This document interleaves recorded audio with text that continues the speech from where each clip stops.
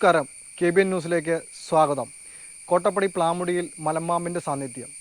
കോട്ടപ്പടി പ്ലാമുടിയിൽ ജനവാസ മേഖലയിൽ കുറേ നാളുകളായിട്ട് കാട്ടാന ശല്യം രൂക്ഷമാണ്. അതിനിടയിലാണ് ഇപ്പോൾ ഈ മലമ്പാമ്പ് കണ്ടെത്തിയത്. ഈ മലമ്പാമ്പിനെ ഒരു വീടിനോട് ചേർന്ന് കണ്ടെത്തിയിട്ട് സമയങ്ങളേറെ കഴിഞ്ഞിട്ടും അധികാരികൾ, ഫോറസ്റ്റുകാർ തിരിഞ്ഞു നോക്കാൻ തയ്യാറായിട്ടില്ല. വലയിൽ കുടുങ്ങിയ പാമ്പിൻ്റെ അവസ്ഥ നമുക്കൊന്ന് കാണാം. വാ.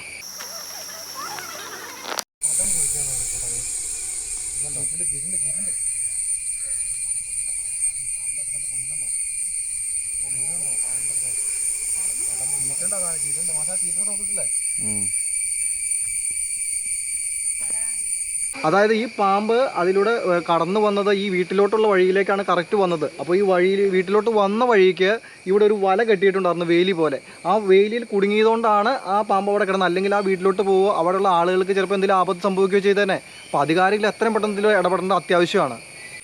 ഇവിടെ ഒരു തൊട്ടടുത്തൊരു വീടിനോട് ചേർന്നാണ് ഈ പാമ്പിനെ കണ്ടെത്തിയത്. ഇവിടെ ഒരു വീട്ടമ്മ മാത്രമാണ്, പ്രായമായ ഒരു അമ്മയാണ് താമസിക്കുന്നത്. അപ്പോൾ ആ അമ്മോട് നമുക്കൊന്ന് ചോദിക്കാം. വാ. അപ്പോൾ അമ്മയുടെ വീടിന്റെ തൊട്ട് ചേർന്നാണ് നമ്മൾ ഈ പാമ്പിനെ കണ്ടെത്തുന്നത്.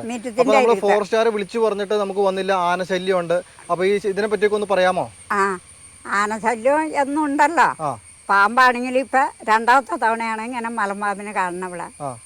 അപ്പൊ എങ്ങനെ തന്നെയൊക്കെ ഇരിക്കുമ്പോ പേടിയാവൂല.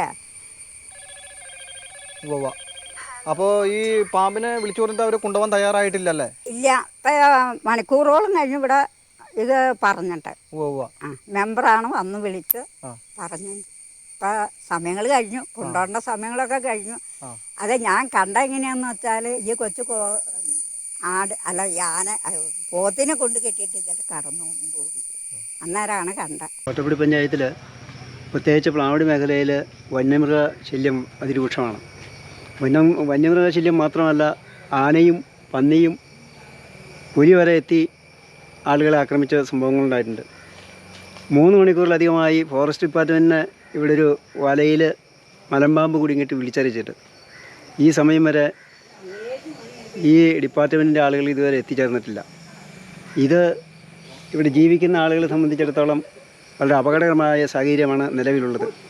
അതുകൊണ്ട് തന്നെ ഡിപ്പാർട്ട്മെൻറ്റും ബന്ധപ്പെട്ട അധികാരികളും എത്രയും പെട്ടെന്ന് ഇക്കാര്യത്തിൽ ശ്രദ്ധ വന്നണം എന്നാണ് പറയുവാനുള്ളത്. വലയിൽ കുടുങ്ങിയ പാമ്പിനെ രക്ഷപ്പെടുത്താൻ ഫോറസ്റ്റുകാരെ അറിയിച്ചെങ്കിലും പാമ്പ് പിടുത്തക്കാരന് പനിയാണെന്നാണ് ഫോറസ്റ്റുകാരെ അറിയിച്ചത്.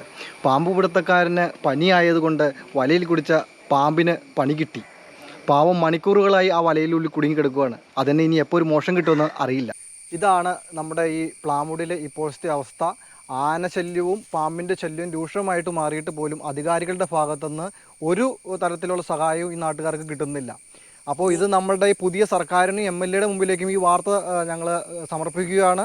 വേണ്ട നടപടി എത്രയും പെട്ടെന്ന് സ്വീകരിച്ചില്ലെങ്കിൽ ജനങ്ങൾ ചിലപ്പോൾ പ്രക്ഷോഭത്തിലേക്ക് കടക്കാൻ സാധ്യതയുണ്ട്.